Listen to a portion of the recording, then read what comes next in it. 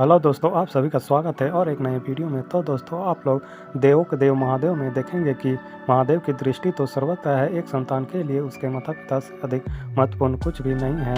संतान को ईश्वर में भी तभी विश्वास होता है जब पिता ने कहा ये ईश्वर है। काल बीत की माता पिता का दायित्व था उसे प्रेम, ज्ञान, शिक्षा, वात्सल्य और धैर्य से पोषित कर उसे चेतना और चेतना मन को सचेत कर उसे विचारवान बना, भक्ति इतना सावधान बनाना कि वह संसार का सामर्थ्य कर सके। किंतु आप दोनों ने ये क्या किया?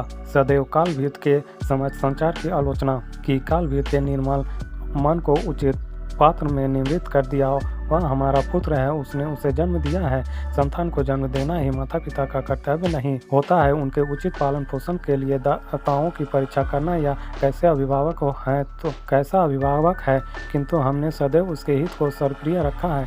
कालभीत ने आपके मुख से जो कुछ भी सुना उसके लिए इसका सीधा ताप यही है कि समस्त संसार क्रूर है, स्वार्थी और केवल कष्टों से भरपूर है। कालभीत के मन में आप दोनों के पिछले 10 वर्षों से केवल शंका स्थापित की, अविश्वास स्थापित किया है जीवन के प्रति, संसार के प्रति और संबंधों के प्रति। कालभीत का जन्म इन विचारों के साथ कभी नहीं हुआ था। ये विचार तो उसे आप दोनों से प्राप्त हुई है। तुमने हमें हमारी भूल की अनुभूति करा दी है। मैं समझ गया कि मैंने अपने पुत्र के साथ बहुत बुरा किया। हम तो अभी तक इस भर में जी रहे थे। हम कालभीत के लिए हर प्रकार की सुख सुविधा प्रबंध कर रहे थे। हमने उसके शारीरिक स्वास्थ्य विकास पर तो ध्यान ही नहीं दिया था, किंतु यह सोच ही नहीं पाए कि मन भी इतना महत्वपूर्ण है। अभी भी देर नहीं हुई है। जाइए इस क्षण उसके मन के विकारों को दूर करके संकल्प लीजिए और उसे पूर्ण कीजिए। अब मुझे कोई भय नहीं है, मुझे कोई चिंता नहीं है कि कल का संचारक आगमन पर मेरा पुत्र बाहर निकलता है या नहीं। यदि मुझे उसके लिए अपना पद भी त्यागना पड़े तो मैं त्याग दूंगा। एक क्षण भी नहीं सोचूंगा। मैं अपने पुत्र के उचित पालन पोषण में अब किसी प्रकार का अभाव नहीं होने दूंगा।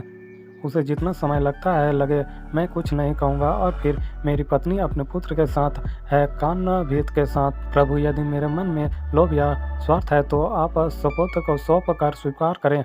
महादेव उसे निसंतोष मानते हैं और राता यह मन में बड़े भोले हैं, अर्थात इनका प्रायश्चित गाकर भले ही आप प्रसन्न करोगे। उसके उपरांत जब इन्हें हम पर विश्वास हो जाएगा तब हम इनसे अपने लिए चोरी करवाएंगे। मुझे लगता था मेरी भक्ति मार्ग के अतिरिक्त कोई मार्ग मान्य नहीं, किंतु आज आपके माध्य महादेव ने मुझे बहुत बड़ी शिक्षा दी। भक्ति के भाव का ही सर्वप्रिय, मुझे क्षमा करें। मैंने आप पर ऐसा आरोप लगाया। यदि आपकी अनुमति हो तो कुछ अधिक क्षण के लिए मैं महादेव जी की पूजा अर्चना कर सकूं।